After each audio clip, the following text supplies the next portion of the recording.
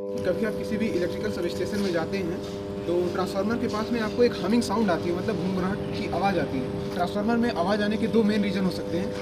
पहला reason transformer में flux leakage, दूसरा रीज़न ये है कि जब आपके ट्रांसफार्मर का कोर जो होता है वो अगर ढीला रहता है तो उसकी वजह से भी आपका ट्रांसफार्मर में हमिंग साउंड आता है। उससे बचने के लिए क्या करें, आपको ट्रांसफार्मर के कोर को कस देना है। आप जब ट्रांसफार्मर के कोर को कस देंगे तो उससे आपका लीकेज जो होगा, फ्लक्स लीकेज, वो बहुत कम हो जाएगा और ट्रांसफार्मर का हमिंग साउंड बहुत कम हो जाएगा। तो इस तरह की और भी इलेक्ट्रिकल नॉलेज जानने के लिए हमारे चैनल के साथ जुड़े।